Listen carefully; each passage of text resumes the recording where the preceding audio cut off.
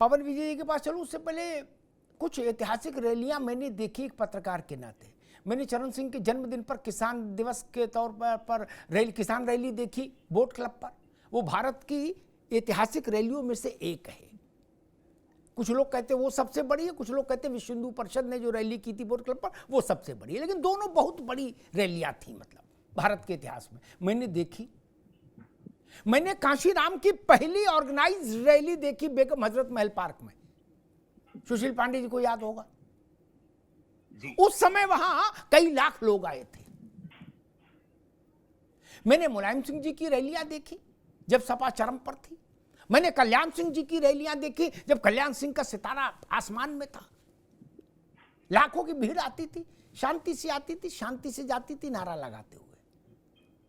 पवन विजय जी, एक बेसिक सवाल खड़ा होता है कि राजनीतिक दल और उनके मुखिया, ये इनकी जिम्मेदारी नहीं होनी चाहिए कि आप जिस भीड़ को बुलाएं। मैं हमेशा कहता हूं आंदोलन करो और चाहे जनसभा करो, आयोजक की जिम्मेदारी होनी चाहिए कि भीड़ नियंत्रित रहेगी, अनुशासित रहेगी। ये खुला खेल फरुखाबादी नहीं होना चाहिए। पवन विजय जी, देखिए, जब कोई रैली होती है तो स्थानीय प्रशासन से इस बात को तस्दीक स्थानीय प्रशासन करता है कि भाई आपकी जो रैली है उसमें जो सुरक्षा के मानक हैं उसकी पूर्ति आपको करनी होगी। तो ये बात तो बिल्कुल सही है कि अगर आयोजक रैली कराने में असमर्थ है, आयोजक इस तरीके के लोगों को अगर बुलाता है जिनसे प्रशासनिक व्यवस्था अस्त-व्यस्त होती है, तो उसकी जिम्मेदारी प्रशासन की होती है। कहीं पर भी जंतर मंतर में इसी आधार पर कुछ समय के लिए रैलियां रद्द कर दी गई। मैं भी बहुत सारी रैलियों का हिस्सा रहा, राजनीतिक सामाजिक कार्यकर्ता होने के नाते मैं भी कई रैलियों में गया, तो वहां पर मुझे इसी तरीके की जो बात है वो दिखी। दूसरी चीज, मैं एक बात भुवन जी से कहूंगा, इन्होंने अभी जो बात उठाई कि 1 वर्सेस 4, नहीं भाई, यहाँ पर कोई जो है टैग लेकर के नहीं आएगा पार्टी का। मैं आपके भले के लिए बात कह रहा हूँ कि कोई अमन पसंद व्यक्ति इस तरीके की हल्ला गुल्ला, इस तरीके से बवाल, इस तरीके से हुल्लड़ देकर के समाजवादी पार्टी से जुड़ेगा ही नहीं। 2012 में जो आपकी गति थी वही आपकी गति 2024 में है। मैं तो समाजवादी पार्टी का शुभचिंतक हूँ। आप जो है 4 में मुझे मत गिनिए, आप अपने साथ ही मुझे गिनिए। आप भी प्रोफेसर हैं, मैं भी प्रोफेसर हूँ। तो जो एक मनोविज्ञान की बात है, मैं उसकी बात बता रहा हूँ कि आपकी भीड़ को देख करके, उसके जो चरित्र को देख करके, उसके आचार विचार को देख करके कोई अगर ऐसा व्यक्ति जो बहुत शांति चाहता हो, जो बहुत अमन पसंद हो, तो उसके साथ कैसे जुड़ेगा? आपको अपने भीड़ को ट्रेनिंग देनी होगी, आपको अपने कार्यकर्ताओं को ट्रेनिंग देनी होगी। जो पांडे जी ने कहा, मैं बहुजन समाज पार्टी के कार्यकर्ताओं का बड़ा सम्मान इसलिए करता हूं कि जो निर्देश उनको मिलता है उसका वो अनुपालन करते हैं। मोदी जी की रैलियां होती हैं, 4-4 लाख लोग आते हैं। राहुल जी की रैलियां होती हैं और अन्य पार्टियों के लोगों की रैलियां होती हैं। आपकी पार्टी के कार्यकर्ता ही ऐसा क्यों करते हैं? यह उत्साह नहीं है भाई, यह उन्माद है, निश्चित रूप से उन्माद है, और आपको अपने कार्यकर्ताओं को इवॉल्व करना पड़ेगा। जी, प्रोफेसर जोशी, 2 सवाल खड़े होते हैं आप ही के पास आ रहे हैं। एक तो ये कि अगर ये भाजपा के खिलाफ जनता का गुस्सा है जो आपके घर में दिख रहा है मैदान में, तो फिर सवाल खड़ा होता, 12 में तो भाजपा हार गई थी, आप भर की सरकार बन गई थी, शपथ ग्रहण हो गया था, तब धय तेरे की क्यों की, धय गमला धय गमला, धय कुर्सी। एक और दूसरा प्रश्न खड़ा होता है कि जो बात पवन विजय कह रहे हैं, सामान्य व्यक्ति जिसका किसी से कोई बहुत राग द्वेष नहीं, वो टीवी पे ऐसे दृश्य देखेगा, उसका मन खिन्न हो जाएगा। वो कहे क्या बवाल है यार, आपस में मारा पीटी, जूते चप्पल चल रहे हैं, डंडे लाठी चल रहे हैं, क्या दृश्य है? नहीं, क्या आपको लगता है या कभी ऐसा लगा कि ऐसे दृश्य समाजवादी पार्टी का नुकसान करते हैं? प्रोफेसर जोशी। देखिए, पहले तो मैं विश्लेषक साहब की बात का जवाब दे दूं। हम भी 30 वर्ष से इसी काम में हैं जी, और भाषा शैली बता देती है कि हमारे नेता के प्रति और समाजवाद के प्रति आपका अनुराग कैसा है। हम कल के बालक नहीं है कि आज आए और नेतागिरी में चादर टीवी पे बैठ गए। इतने 95 से मेरा कैरियर है। आपका प्यार हमारे नेता के प्रति और हमारे पार्टी के प्रति कितना हो, आपके शब्दों से पता चल जाता है। पहला विषय। दूसरा विषय जो आज आपने भीड़ का उठाया है, आपने बहुत सारे प्रश्न करे। आप पत्रकार हैं, आपको उठाने का पूरा हक है, आपको उठाने चाहिए। लेकिन क्या आपने एक शब्द भी उत्तर प्रदेश सरकार के प्रशासन पे कोई टिप्पणी करी है? एक भी टिप्पणी ना आपकी टीम ने करी है ना आपने करी है। ये चिंतन कर, ये बताने का काम भी हम जैसे विपक्ष के प्रवक्ताओं का है। दो विषय। और रही बात, मैंने जैसा कहा, मैं ये तो नहीं बोलूंगा मैं 80 की 80 लोकसभा में मैं गया, जब मैं गया ही नहीं तो मैं बता नहीं सकता, लेकिन 5 लोकसभा में मुझे जाने का और कम से कम मेरी 25 दिन की यात्रा रही। और तो मैं आपको जिम्मेदारी से कहता हूँ कि जो भीड़ है, ये गुस्सा है आदरणीय मोदी जी के जुमलों पर, जो जुमले उन्होंने कहे, और युवा अपने आप को परीक्षा लीक होने के कारण और पिटाई डंडे जो खाए हैं उन्होंने, वो 109 की बहनें जो रात में ठंड में बैठी रही, जिन्होंने योगी जी के डंडे खाए हैं, ये जनसैलाब महिलाओं का जो दिखाई दे रहा है, युवाओं का दिखाई दिया जो रैलियों में, ये वही रैली है जिनको मोदी जी ने 10 साल में ठगने का काम करा। इनके वादे 2 करोड़ नौकरी, 15 लाख अकाउंट में, किसान की आय दुगनी, काला धन, सब जुमले हो गए। इस जुमलों का जवाब जनता हमारी रैली में हमें सपोर्ट करके कर रही है। जोशी साहब, मैंने 2 विनम्र प्रश्न किए थे कि क्या आपको कभी नींद में या जागृत अवस्था में ऐसा लगा कि ऐसे दृश्य आपकी छवि खराब करते हैं इस पार्टी की? एक। और दूसरा, मैंने कहा था यहाँ तो चलो गुस्सा है इसलिए, हालांकि ये भी बात किसी का हजम नहीं होगी, ये गोली ऐसी जो आप दे रहे हो ये पानी के साथ भी नहीं जाएगी अंदर, क्योंकि अगर गुस्सा है तो जिससे गुस्सा उसके यहाँ लट्ठम लट्टा होगी, आपके यहाँ क्यों लट्ठम लट्टा होगी भाई? आप क्या क्यों हो रही? और मैंने ये एक प्रश्न आपसे पूछा कि भाई जो भी आदमी सामान्य व्यक्ति है जिसका किसी से बहुत पार्टी में संलिप्तता नहीं है, बहुत सन्निकटता नहीं है, वो आदमी ऐसे दृश्य देखेगा तो क्या सोचेगा? फिर वो 12 से कोरिलेट करेगा, फिर वो एक धारणा बनाएगा कि नहीं भाई ये लोग बवाल पसंद लोग हैं। जोशी जी, नहीं, जो इसमें भाजपा ने वादा पूरा किया नहीं किया, इससे आपकी रैली में हाथापाई क्यों हो रही, डंडा क्यों चल रहा, मैं पूछ रहा हूं। भाजपा की रैली में चलना चाहिए।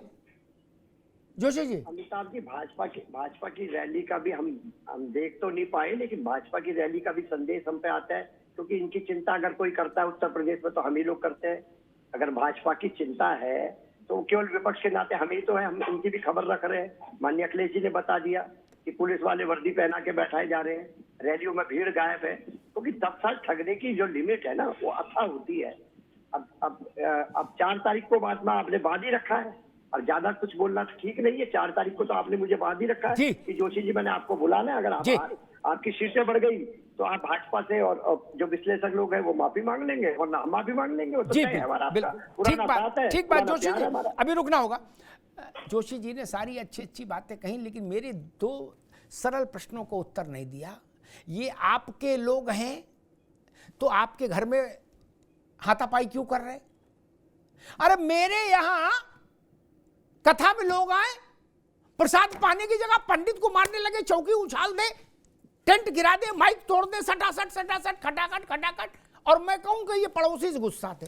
अरे पड़ोसी से गुस्सा थे, पड़ोसी घर गिराओ जाके यार, ये बात कौन हजम कर लेगा? इतना बौरा कोई नहीं मित्र। बौरा समझते हैं ना, यूपी में एक शब्द है बौरा, वही बिहार में जाके बकलोल हो जाता है। ऐसा कोई थोड़ी ना है। नाराजगी भाजपा से है तो भाजपा की सभा में बवाल होना चाहिए।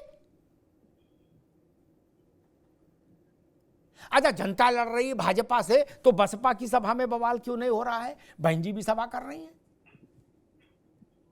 है ना।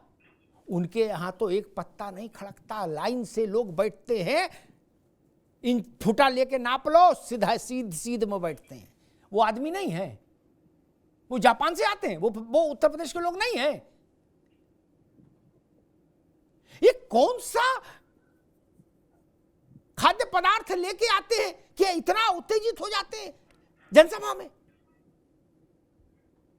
आप देखिए कैसा दृश्य है। मैं तो सुरक्षा का भी को लेकर भी चिंतित हूं मित्र।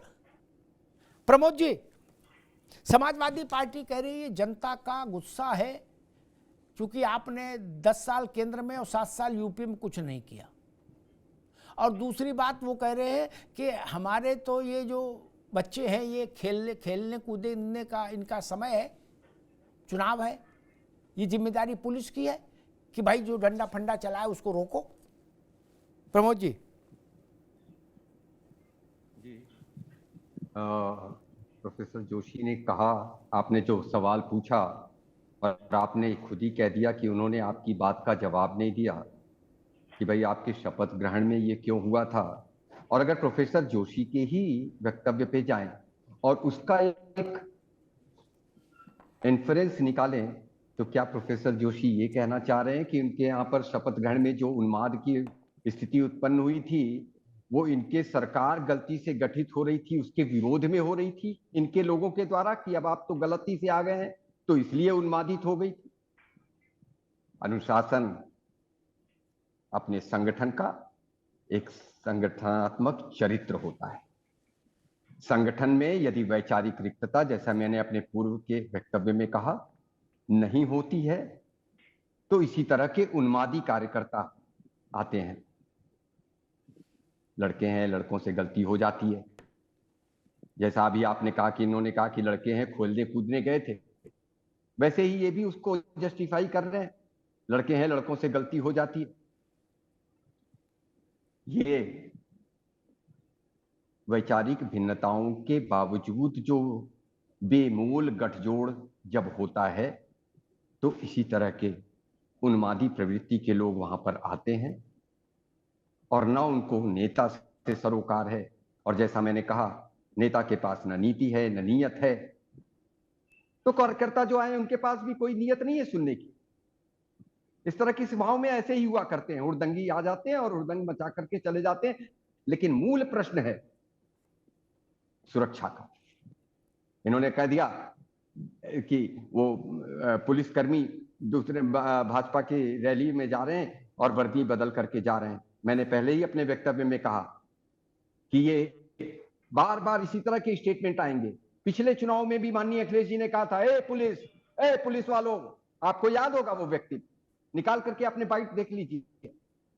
मंच से यदि नेता इस तरह से बात करे, दूसरी तरफ हमारे नेता हैं, कहीं पर कोई ऊपर चढ़ जाता है तो रैली रोक करके पहले कहते हैं, अरे भाई नीचे आ जाइए, मुझे आपकी चिंता है, आपको चोट लग जाएगी, मुझे आपकी चिंता है, आप गिर जाएंगे, कृपया शांति बनाए रखें। और तुरंत सब कोई अनुशासित जनता जिसके साथ होती है, जनता को जिसके ऊपर विश्वास होता है, जनता को जिस नेतृत्व और नेता के ऊपर भरोसा होता है, जनता उसके एक वक्तव्य को मानने के लिए शांति से खड़ी हो जाती है।